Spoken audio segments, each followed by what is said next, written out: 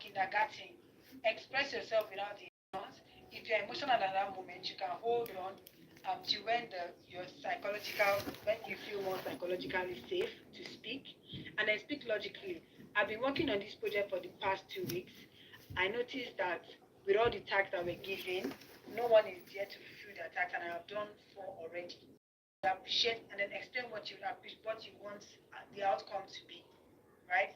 So things like that, just be very careful, and then, like we mentioned, eliminate all forms of distraction. Now, another thing about being a good communicator is being able to listen. Now, I love this thing where they say listening is a conscious choice which goes beyond hearing. Because some of you here, okay, I know none of you here, it's not anybody here, but there are some people who are not on this call. If they were on this call, they may just be hearing me. They may just be hearing, just be looking at me like, this auntie, these are black and white, this, that, and they're not listening. You know, they're not hearing me, they're not seeing me, they're not interpreting like, oh, okay, this is what this means, meaning that I'm supposed to do this.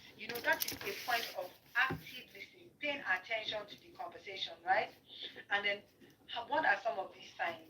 If it's a face-to-face conversation, yeah, you are maintaining eye contact, you're waiting for the person to finish before you speak. You're encouraging the speaker. So face-to-face conversation will be like, my mom is the one that taught me this, because I'll be talking and you're not listening, and I'm like, I'm listening. No, you're supposed to be saying, oh really? I um non-verbal cues or things you can use. For us as about the chat, as I'm talking, some of you can be like, oh yes, interesting. Oh, I'm not doing that. It's so true. In fact, this happened to me. So that is also like encouraging me. So can you guys encourage me in the chat box, please? Thank you. Pay attention to the body language. Thank you, Benita. I hope I pronounced this wrong. And then asking follow-up questions. I know some of you have done it here. Like, oh, okay, is this what you mean? Things like that. And summarizing and paraphrasing what the person says. It really makes them understand and know that you are listening. And that's why sometimes I ask you, oh, what is it that you are taking away? What have you learned? Because I want to hear you in your own voice what it is you understand or have understood from all that has been said. Okay, so another thing about being an effective communicator is knowing how to give good feedback, how to deliver good feedback. Some people say Nigerians don't know how to take feedback, or Africans don't know how to take feedback. But what I personally feel is we can give better feedback so that people can receive it, right? There are ways to go about giving feedback that it doesn't look like somebody punched you in the face, right? And that is what the feedback sandwich is all about. Who else, in addition to me, is looking at this burger and it looks so enticing? And it's like, hey Siri, this sweet Hasha. Hello. Or I need to go after this. Deborah says I'm hungry. Yeah, you can give feedback that will look like this, that will taste like this, and the person will not even know, right? So in giving feedback, you first start with praise. You praise the person. You be like, find something good that the person has done, right? So for example, in the workplace, maybe you don't like how somebody spoke to you in a meeting, right? Or you don't like that the person did not mention you. That one is teamwork proper. The person did not mention you in the work that he did. The person didn't mention you. I mean, the both of you that worked on the presentation together. When he entered that meeting, just took all the glory, no problem. You just keep quiet, now, because you've learned soft skills. You now go and meet the person. Give us a name. Give us name to use. Which name are we using? Please give me name to use. Who is that colleague? Give me name. Give me name. Tola. Okay, Tola. Are you studying? Yes, I'm studying. So that's how Tola went in and did not acknowledge Tochukwu. Tochukwu kept quiet as a calm dude now that has taken well course. So he now goes to Tochukwu and goes to Tola and says, oh, Tola, very good work. I like the way you presented the yes, I'm studying. If you liked it, look look for something you like. The point I have a is, class. if the only thing Which you like subject? Oh, about Tola it's that day is the shoe, you can I'm trying to buy get a it. certificate Tola, this your shoe is for very nice, so I like it. As long as it is true. You say management, that. Now, time management. you know, the presentation, I was so glad to work on it with you. I was hoping that you would have mentioned my name. I was hoping to that you would have I just saw included it my on name Instagram, so I was like, okay, as part of let me the people that just worked check on it it out. with you. But It also it's makes me okay. feel valued. Please, I would appreciate if next time, like, you can Yeah, also mention my name. just looking for And then something you to now add to close my CV. the final statement. That but thank you so much for making me work on it with you. I learned this. Do you get? Yeah. Do you get my point? Daniel said Gucci shoe. Okay. But whatever it is nicely. But the most important part is to provide constructive feedback. So you did not just say, Tola, I don't like how you sounded in that meeting. What's that? You were not vague. You said, oh, you would have appreciated that he mentioned your name as part of the contributors and maybe exactly what you worked on. Do you get? So when you're giving people feedback, tell them the action that you didn't like in a nice manner, in a kind manner. But don't leave it vague, like, I didn't like what you did, or I didn't like how you spoke to me. There's the person can interpret it to mean anything. So you want to be clear, about what you think the person should do, and what you think the person did, and how you would want it to be in another situation. Then you now close the sandwich with another meat and burger, everything, and serve it to the person, right? And then you can also just address, another way to address the activity rather than the person. So another thing to just be like, oh, I would have appreciated my name called, right? As part of the contributors and all of that kind of thing. So I'll say you did not. But there are ways to go about it. And again, just before you do that, ChatGPT is your friend, can give you a wonderful script to use. But just always keep in mind that. Now, in the feedback, there's a staircase. As you are going through this staircase, please, wherever you are, just identify yourself in the chat box as I describe it. Are you the kind of tolerant that will say, Tochuku, what do you mean? I didn't call your name, K. How can you say that? I called your name. Did you not hear me? There was a to. Did you hear that part? Are you the people that would deny that that's not what happened? Or are you the one that would defend? Tola will now say, I didn't call you. What do you mean I didn't call your name? Did you do the work with me? Like, how can you even be walking up to me and be saying I didn't call your name? What's that about not calling your name? Is it by name? Matthew says I will deny it. Then there is the explain. I the Tola that will now start explaining. Actually, I was going to call your name, but later on, I just said let me not make things complicated. Let me just stay like that. Sometimes calling people's name can feel like if I didn't do the work. So I just thought, are you an explainer? If I explainer right there, then do you understand? So if you are the taller that we expect everybody to be in this chat, you'll not be like, oh, actually that's true. I didn't call your name. I'm so sorry. I actually understand that I should have mentioned your name because we did work on it together. And I understand how even going forward I can apply it to other people so that they feel encouraged and they're happy to help me next time. And then you are the taller that will change and be like, yeah, I'm going to start mentioning, praising people publicly when they help me out, right? Or you may be the taller that will decide, in this case, maybe calling his name may not have been appropriate because the only thing the person did was to give you,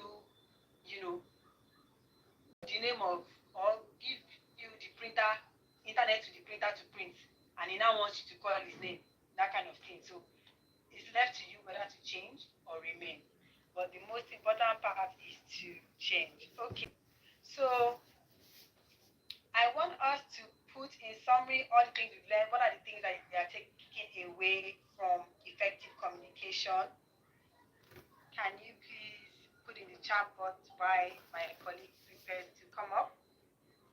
What are you taking away from today's session on effective communication?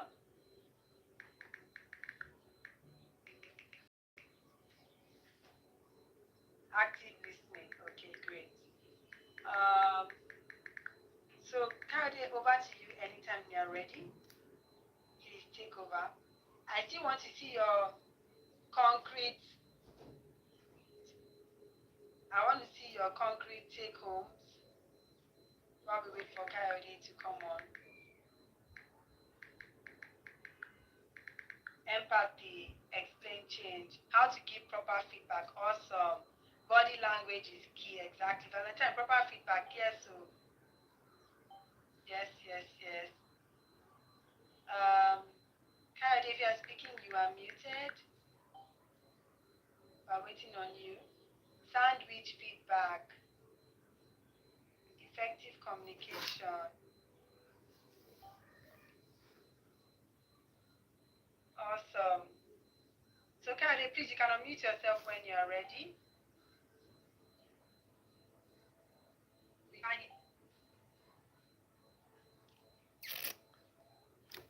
The way Adeshima, I love that. Love that. I learned to communicate.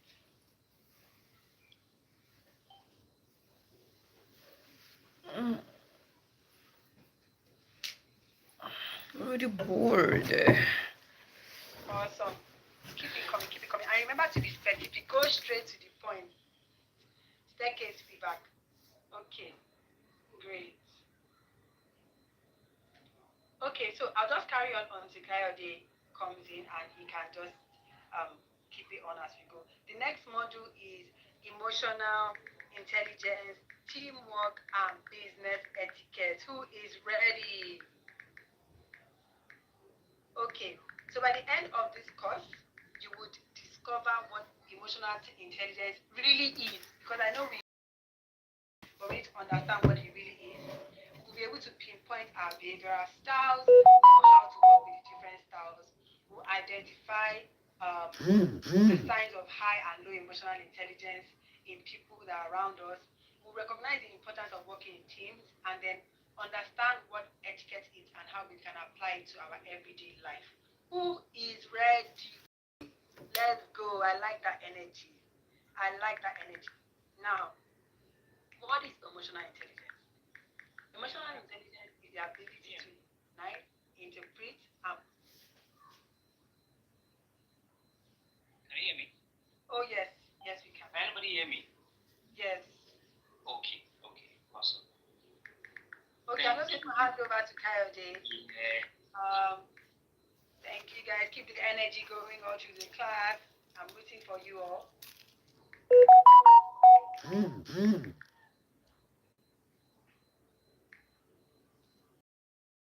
Awesome. Can anybody hear me? Can you confirm that you can hear me? Okay, awesome. I can see your chat. Thank you so much for that session. I mean, that was an amazing session. Please confirm that you can see me.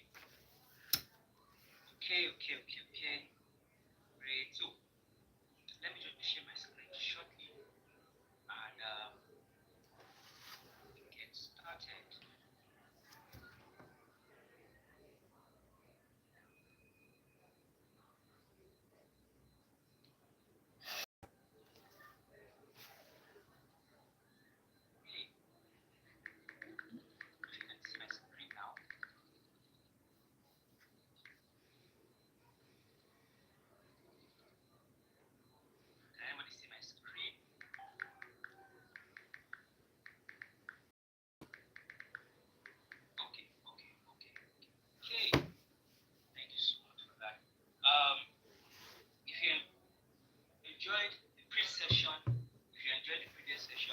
Just type yay in the chat box and let me see. If you enjoyed the previous session.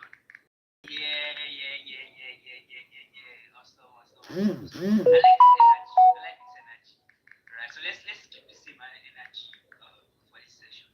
Now, I must warn you, this session, according to previous ratings or previous feedback, this session is highly interesting, right?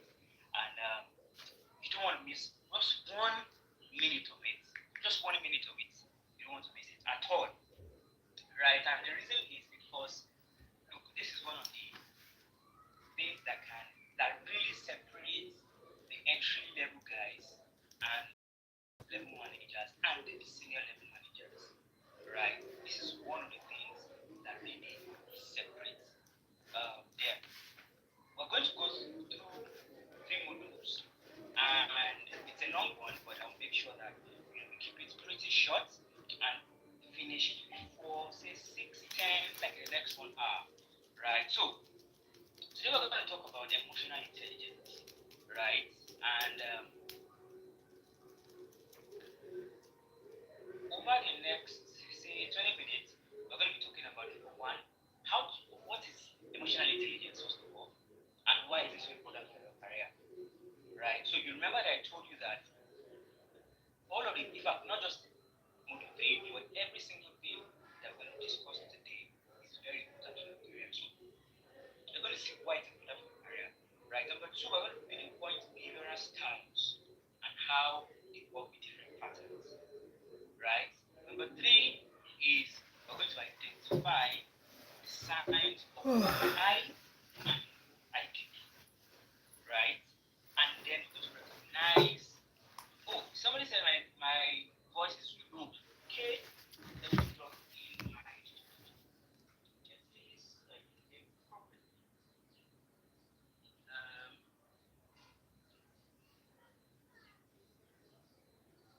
Is it better now? Is it better now? Is it better now? Can you hear me properly? Awesome, awesome, loud and clear, better. Okay. So I think it's also because of, okay, let's 1 minute, let me fix this.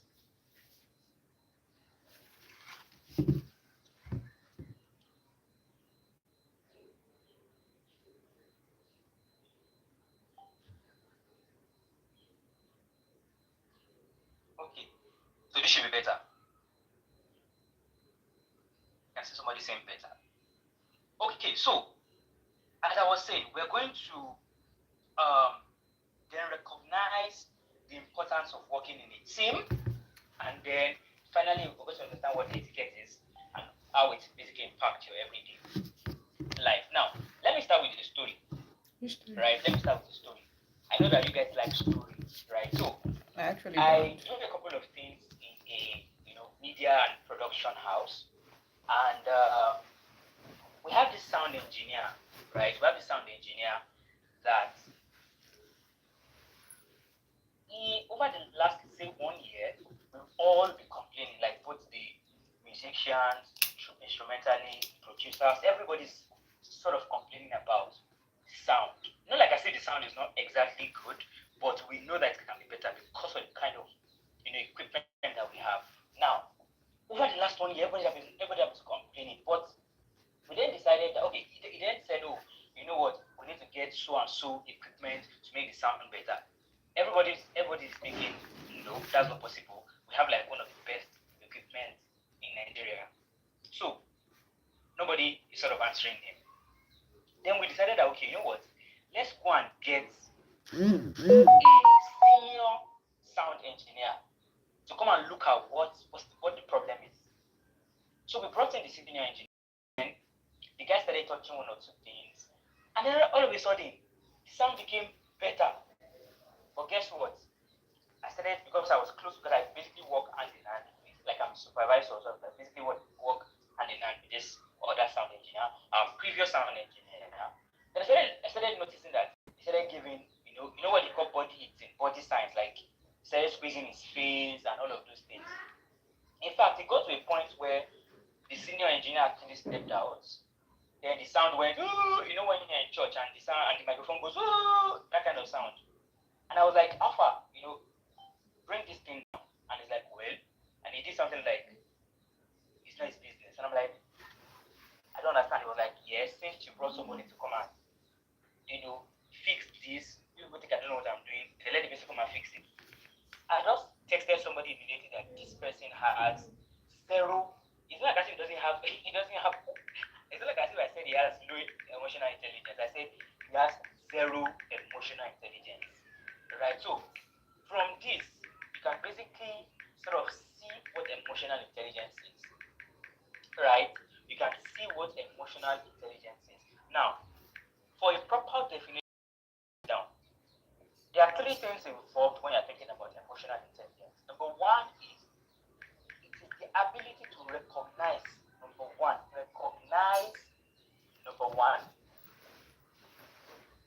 interpret, right? So somebody, Benita is saying, if they feel better than others when corrected, exactly. So I was saying emotional intelligence is number one, the ability to recognize, number two, interpret, and number three, process emotions. So if you're able to recognize emotions, but you're not able to interpret and process it, you have not yet completed that journey.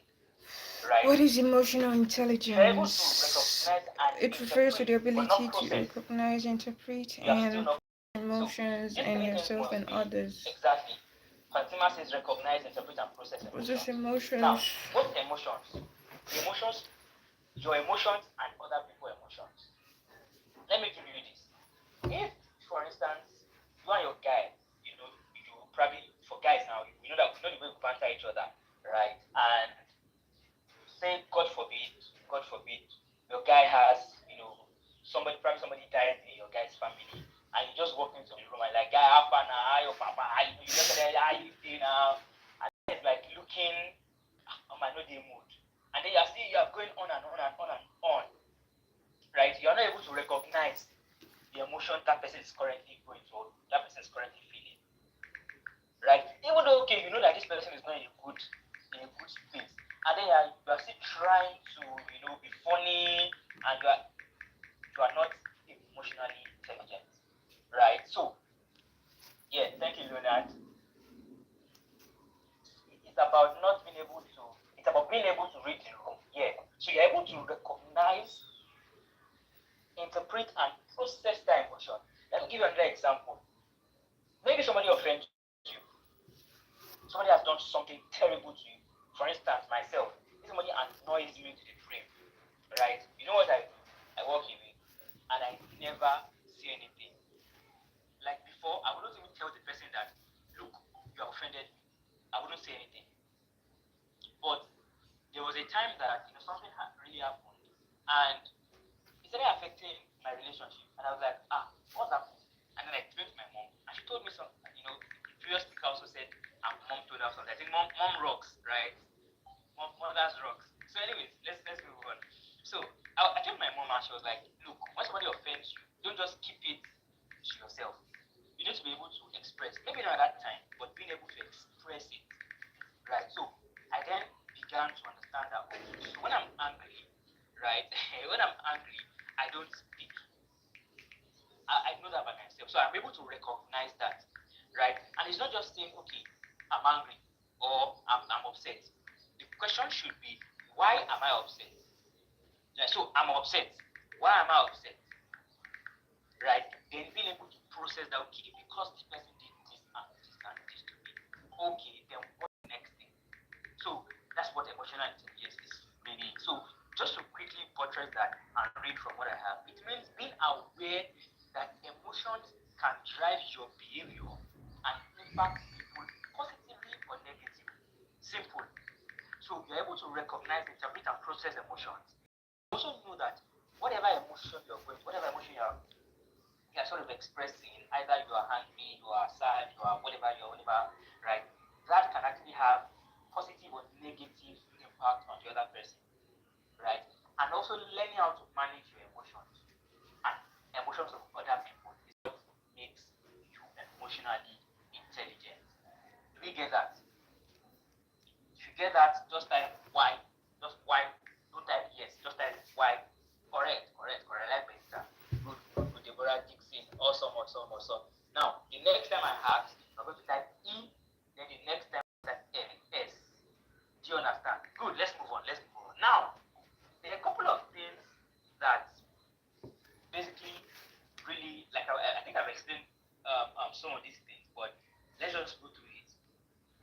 There's something called the emotional intelligence competence, and if you're writing on the screen, please stop that. I can see somebody's trying to write on the screen. Mustafa, you write on the screen. Thank you. I can see a lot of why in the chat. Awesome. No. Wilson,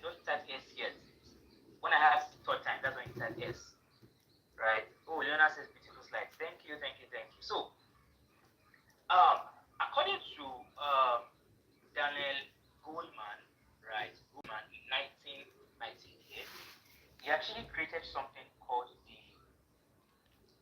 let us say the wide array of emotional intelligence, right? And there are basically 5 things.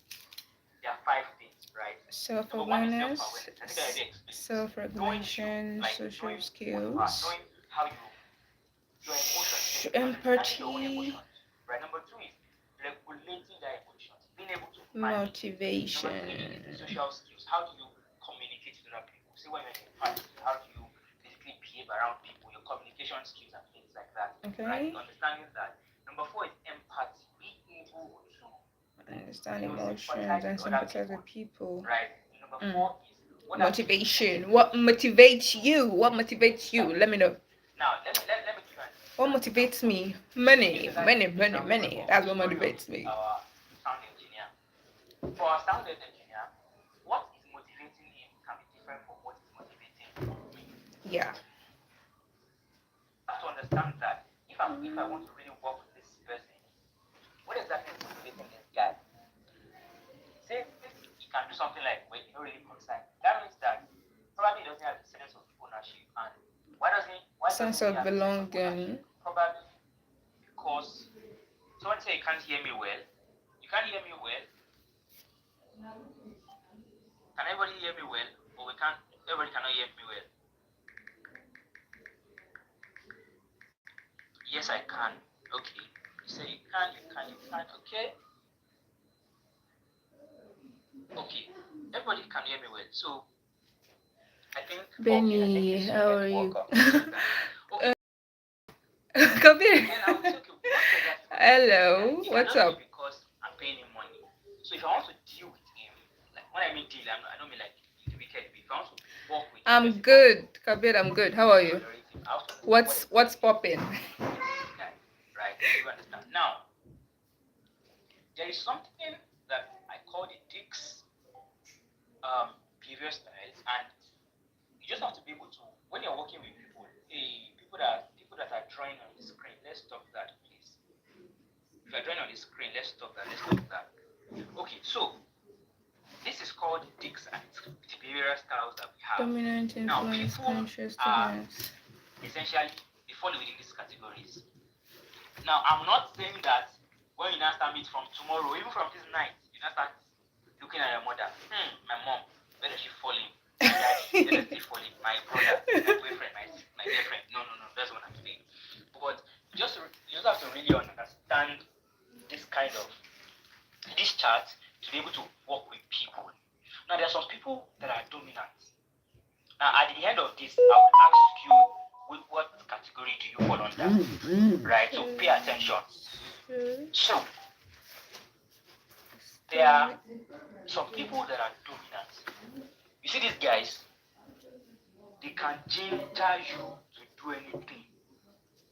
And they would also drive, say for instance, okay, let me give an instance. Say for instance, you start a business together. There are some people that would ginger, let's do this thing, we'll make money, we'll make 50 billion in 12 months. Then, people that can ginger you, people that can think outside the box, they can challenge the status quo, right? They like practical solutions. You see, they're not concerned about it or numbers really. They're just pretty motivated. That's them. They're just pretty motivated. Oh, I'm in Nigeria. I'm at home. Like to fall out. They strive for the best. Do you understand? If this kind of people, if you waste their time, they will change it for you. Will give you straight the way it is. Hot. Right? Hot. They will give it to you like that. I'm at home. Right? Now, there are some people, before I even go here, there are now things that people like this need to be able to understand and people like this need to work on if they want people to really, really work with them. So, if you are a dominant person, for instance, you walk into a room, everybody notices you, you are the one going up and down, if somebody wastes your time, you are telling them, look, there are some things that you need to be able to put in place, check, so that you will not make enemies with everybody. Number one is you need to make sure that you try to be an active listener. Right? You try to be an active listener because you are all, outgoing and all of those things. A lot of times when people are correcting you, you might not Listen and really take listen. But corrections. please, if you're someone like this, make sure you pay attention to this. Right? Number two is you also want to make sure that you're approachable. There's some leaders that are like this that, you know, when I don't know which example I can use now. There's some leaders that are like this that when their followers, sort of shares idea with them, or they can't even share idea. Let's even start from there. They don't even You don't room give for room that for when to share ideas. idea. I know somebody that complains about her boss being like this every single day, and you know what? That person just told me that whenever they're in a meeting and the guy asks, "Does anybody have idea?" Nobody answers him again. Because he doesn't, even if you give idea, you just say, no, let's do like this is the direction to go, So most of his staff, nobody shares idea with him any longer, right? Yeah, Queen said I know someone like this too, right? So you also make sure that you even listen to the ideas of others and also appreciate them, right? They have lost motivation, exactly, right? They ask for idea, but they will not use it exactly. They will just make sure that even if they give you maybe people give you ideas, appreciate even if you're not going to use it. And that's where that sandwich, you guys remember sandwich method, right? Okay, appreciation, but and then close with appreciation, right? So that's the dominant people. Now there are some people that are I call them the influencers. You see these people, they can sweet talk you. They will sweet talk you with their it's not like I say they can do. They cannot really, they're not really that motivated. But when they start talking like Yoruba boys, they will use their mouth to, when Yoruba say they use bread to swallow your stew. These are the people, influence. They are the ones. They can encourage you to do the best and the worst things. Aha, somebody said I'm here, exactly. So, they're always the one encouraging people.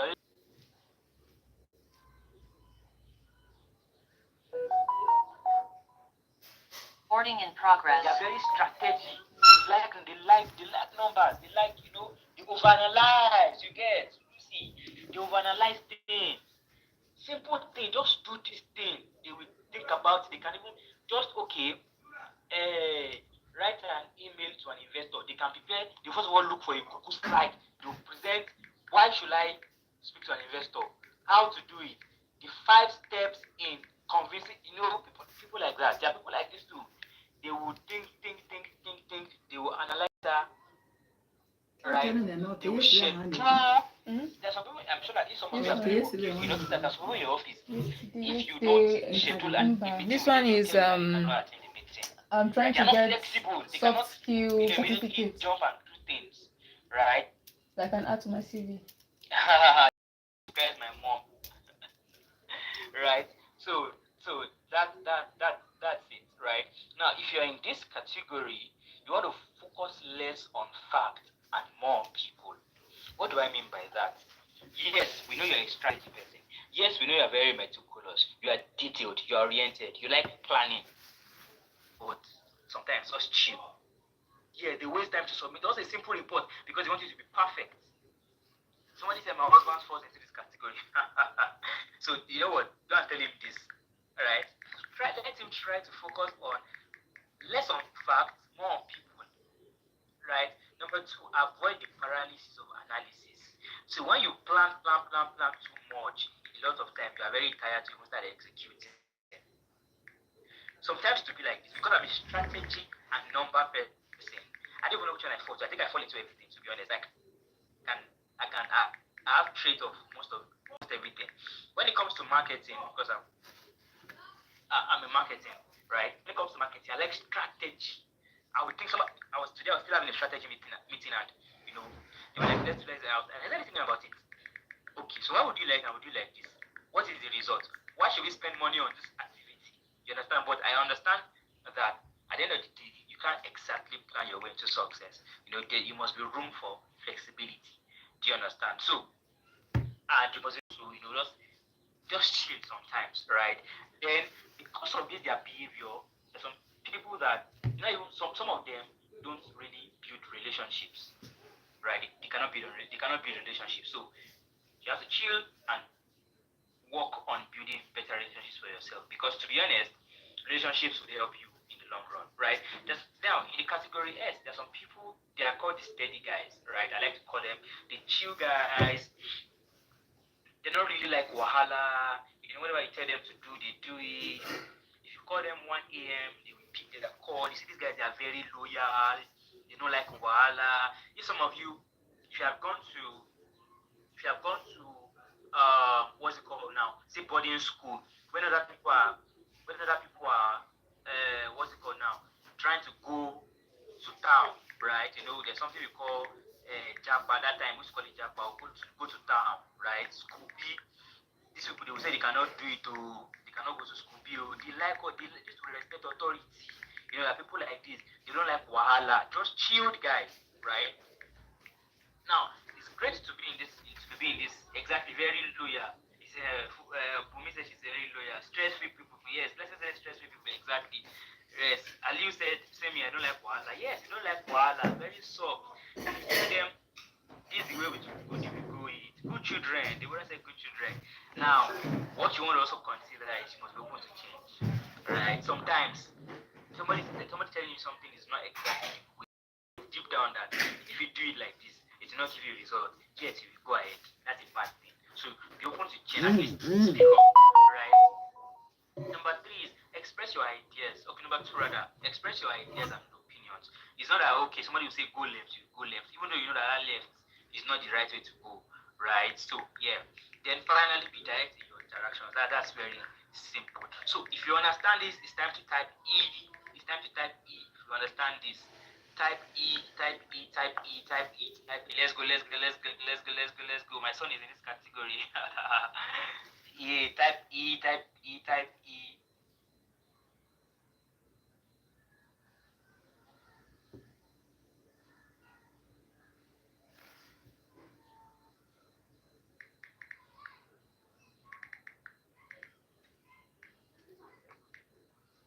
Okay.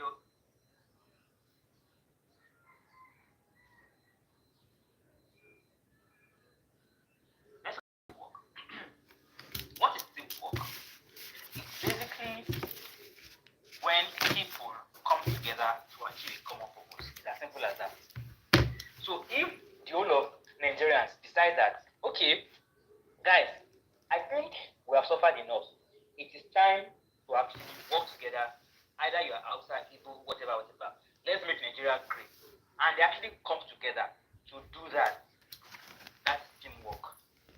So if four guys, now I'm sure that some of you have watched Money East now, Money Heist, depending on how you can pronounce it, either East or Heist. Some people like to pronounce it East, some people pronounce it Heist. You see when those guys came together to achieve a common purpose, which is still money, right? They're not good. One person must snitch.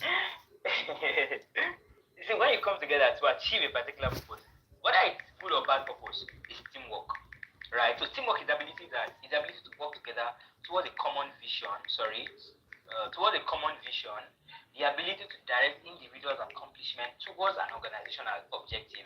So, if Money Point says, "Oh, you want to build one of the best financial technology companies to power people's dreams," right? That is teamwork, right? So now there are some things that are called barriers to teamwork. You see these things, just like who said it just now? Was it Lucy? Said they're not agree. One of them must snitch. That's a barrier to teamwork. You see that snitching is a barrier. But let's talk about the real barrier to teamwork. Number 1 is lack of coordination or follow-up. There's some people that when you tell them, okay guys, let us build a bakery, or let us one person or 2 people would, you guys can teach yourself, oh, do it. Yeah, okay, time to execute. One person say, actually, my grandma is sick. Actually, I'm going for my somebody's burial. Oh, I'm not feeling fine. My leg is paining me. Things like that. And that might even actually be, maybe it can be under, I think that's right. Okay, yeah, team members not pulling their weight. So that's under team members not pulling their weight. Right, but we've actually said, let us do this, and then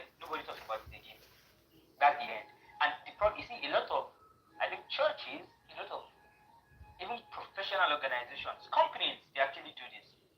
I worked in a company that we can actually spend 4 hours in a meeting talking about something that we want to do. The next day, nobody's talking about it again. Everybody has forgotten. That's all. So lack of coordination or follow-up, right? Now, team members don't put it away. I already explained this. Oh, I'm under the weather. Hey, something does this. Number 3 is favoritism. When probably the team leader or even a team member. Okay, let me give a practical example. Somebody was telling me of a story where, in their church choir, there's a girl that just joined, right? And the girl is to act, even though she's very young, maybe like less than 20, but everybody just consider, oh, baby choir, and then there's some things that she does that the team lead, let's get he started pissing off the rest of the old members because when you say, okay, let us come by 5 o'clock, this girl can stroll in past it and nobody's talking about it, right? Now when some people now start coming by past it, the team leaders are now shouting on the person. That's not really great, right? Quickly moving on, procrastination. I mean, we all know what procrastination is. You want to do something, everybody have agreed. Yes, we are procrastinating. It's not really great. What else? I mean, you guys understand personal bias and conflicts, workload, lack, little or no understanding of assigned tasks. Now, let me explain this. Now, sometimes that probably in your workplace or wherever you work, maybe just even if you are volunteering, you say, let us build the next XYZ. 2 weeks later, you are asking for feedback. There's somebody saying, actually, I didn't really understand what you said that day. This happens a lot of time. So what you want to do is, maybe there's, they're delegating, and that's another thing. There's one lack of delegation. There's one rule that I follow, and it's basically simple. It's called "Who Wants the Monkey?" So somebody brings us an idea. Let us do. If you're writing on the list of that, right? Somebody says, "Oh, let us do this." Brilliant idea. The next question is, who wants the monkey? That is, who is responsible for that task? Who is responsible for that project?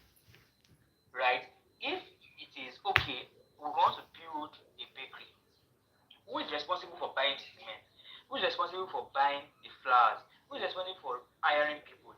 Things like that. Delegate properly. Or else, if you don't delegate, you just notice that at the end of the day, you guys have spent 3 months. Nothing is happening. Now, after that delegation, there are some people that will still not even understand what they're supposed to do. Maybe you're saying hire staff. Yes, hire staff is the delegation, but what staff? You have to be you have to make sure that people really, really understand what they are assigned to do. Right now, there are basically 4 things that helps teams actually succeed. Number 1 is respect. Everybody respect each other, right? Everybody respect each other. Either you're a senior. In fact, I've led teams where a lot of times I'm the youngest person on the team, and that doesn't mean that they're not going to respect me. I've led teams that I'm probably not even the leader. So I've worked in teams that I'm probably not the leader. I'm probably the youngest or something.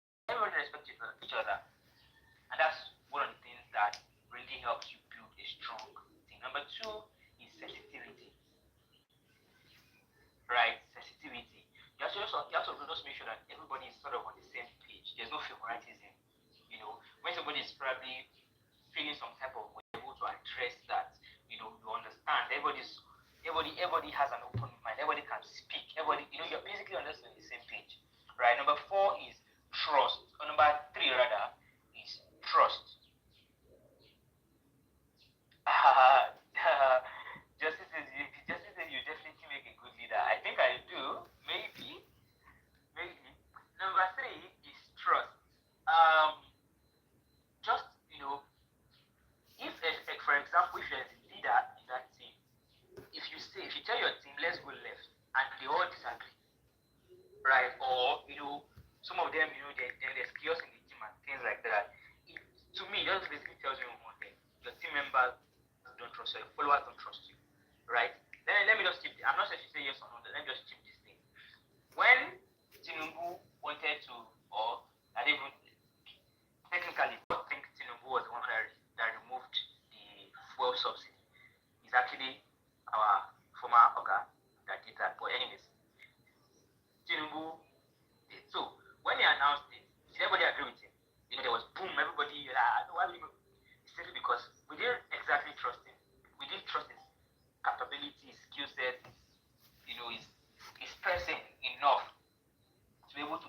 that, okay, let's even see where this guy is leading us to, right? Then number 4 is appreciation.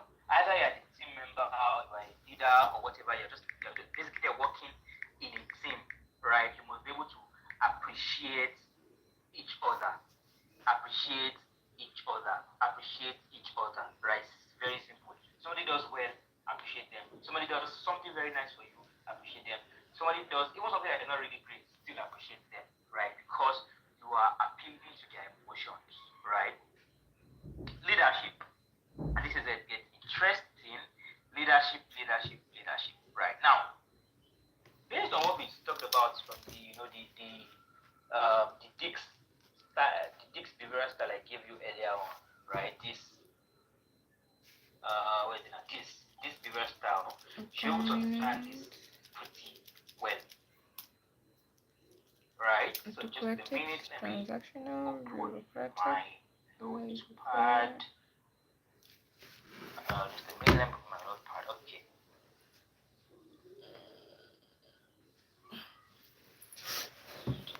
Just a minute. So we are what?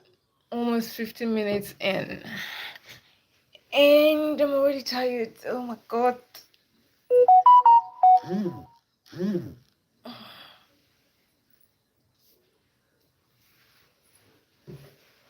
I'm low key kind of hungry right now, but let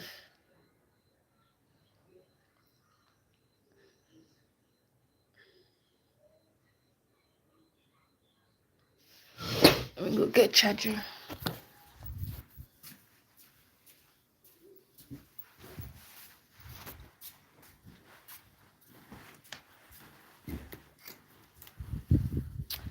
Beep, beep.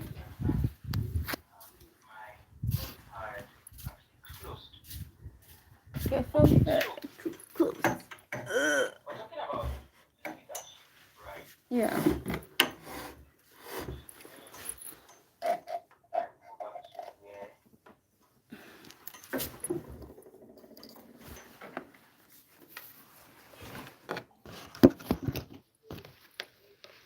Okay.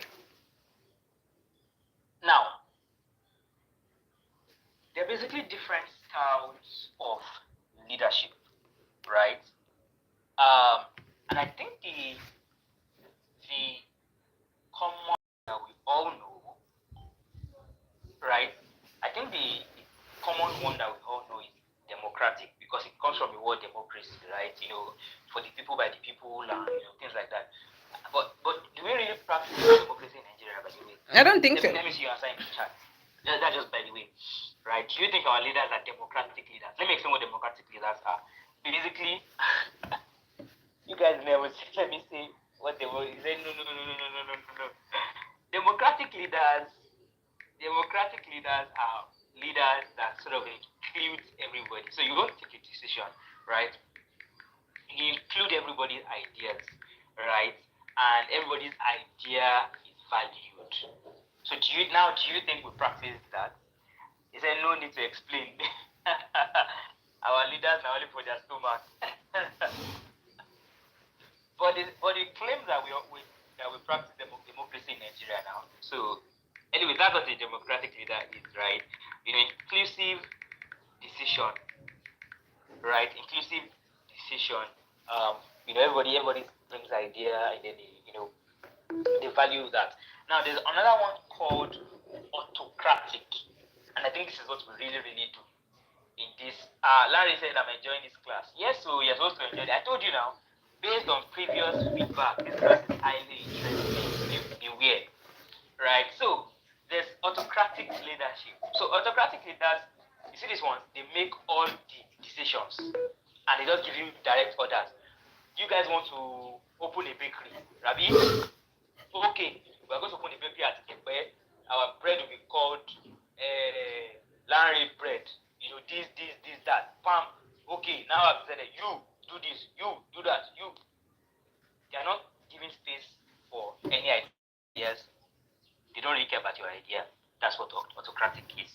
Right now, you see this other third one is pronounced laissez-faire.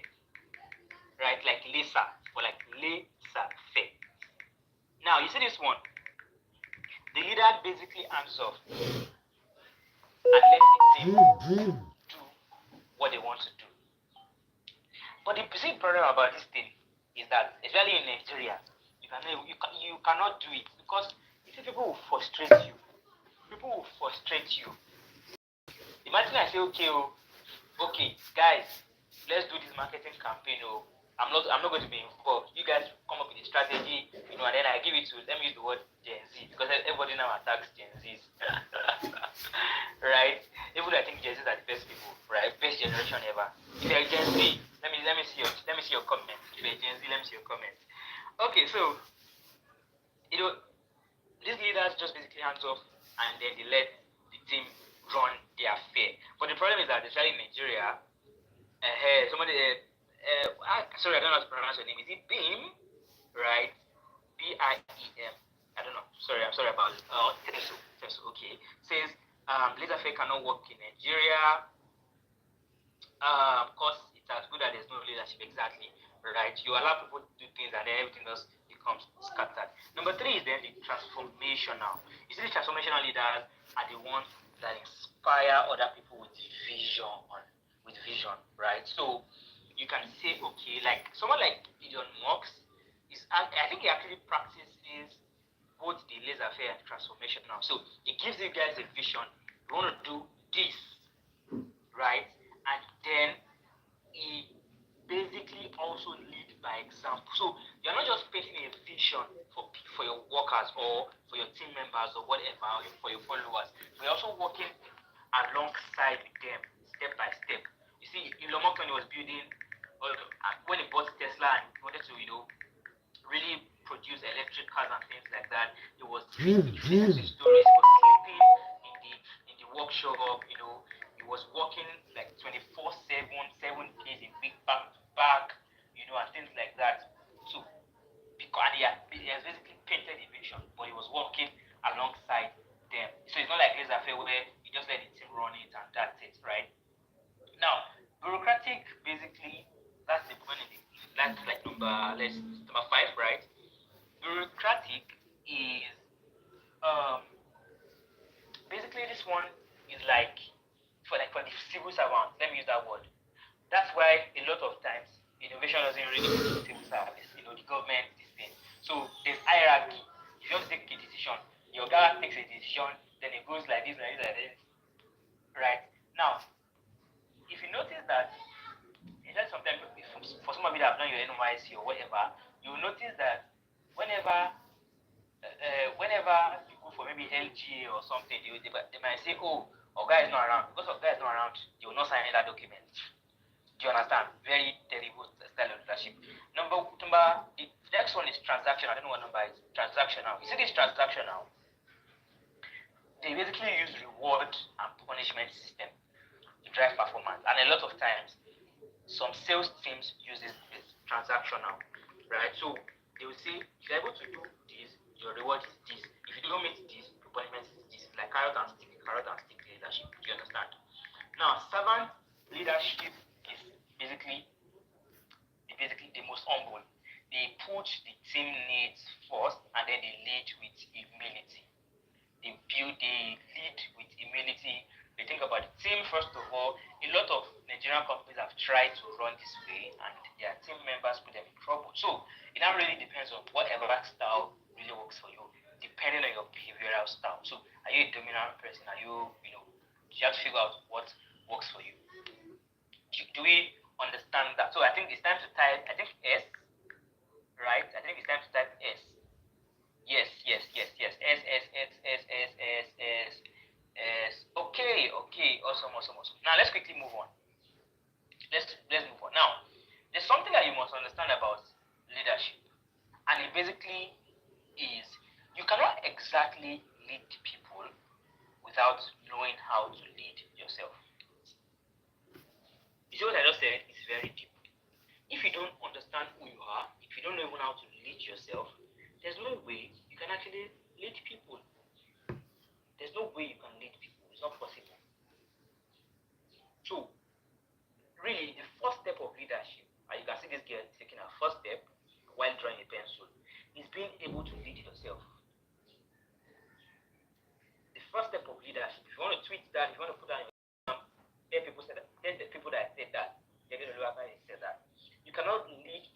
around learning how to lead yourself.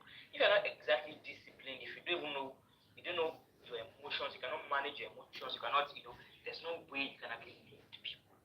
And that's what really separates a good leader and a bad leader, right? So leadership begins with yourself, and basically you have to understand your attitude, right? You have to understand your attention, what you give focus on. Number three, you have to understand how your actions influences and impact other people. Your attitude, attention, action. Attitude, attention, action. Please don't forget that. Don't forget that. Right? Now, I think I already explained that leading other people basically comes in three steps. Number one is building trust and rapport. So remember that one of the things that one of the ways to actually build a very good team is what? Trust, right? So if you want to lead other people, the first thing you must think about is how can I build trust and rapport. Now let me give you a story to explain these three things. So I joined a team. Sorry, I need to. Oh, so I joined a team about 2-3 years ago, right? And they've told me a lot of stories. Oh, this team, they are the most useless in this company. This one, that one, and the person that was leading the team previously didn't exactly do a good job, right? So here's what I did, and you can take this. 3 steps, just 3 steps. 3 steps. What did I do? Number one, I had a meeting with everybody, like separately. So you are this. Let's speak. You are this. Let's speak. I had a meeting with everybody. And I understood everybody's pain points. Okay, you. If you are writing on the screen, let's stop that. So I understood your pain points, right? Then we had a general meeting to say, okay, guys, this is what the company is thinking about you. They think you are just wasting their money. They want to sack some of you and things like that. Now, let us write a 6-month plan that will take us from year to year. I don't know if you guys can see me, my hand. Year to year in 6 months, right? And not just working on the company, but also working on ourselves. So we set KPIs, we set goals. Then I started working with everybody individually to be able to really work on their own skill set and be able to deliver. In 3 months, one of our team members won the best MVP of the company, something like that. Most valuable player in 3 months, right? And this basically goes to show you that if you want to really lead anybody, right? Like I was new on the team. The former person I was there left because of one or two things. They didn't really know me. So if they know me, they don't really trust me. So the first thing I had to do was speak to everybody, right? Know what's happening. And when I was not speaking to them individually, we first of all gisted about random things, what you like, what don't you like, what's your goal, right? Then when we had a general meeting, in fact I bought food for them. They were eating as we were gisting. I remember when we got an apartment, we were just chilling and guys, this is the problem. This is why I brought you here. But let's also go eat and chill, right? And then when we all agreed, right, we then said, okay, you are in charge of this. Make sure you deliver on this. You are in charge of this. Make sure you deliver. So it's not just delegating, but also empowerment. If you're following my story, you see that I've been able to build trust and rapport, communicate effectively, and then delegate and empower. So if you can follow these 3 things, trust me, you'll be an excellent leader. So you don't just say you're in charge of hiring people. Yes, but there are some things that person needs to be able to hire people effectively, right? So here you have it, how to lead people. So let's run through business etiquette. Business etiquette is pretty simple, right? It is just the expected behavior and mannerism in a professional space. Right? In a professional space. There are some people that they will carry their behavior from their house to their office. They will be in the office. They want to receive phone call. They will be shouting, "Hello?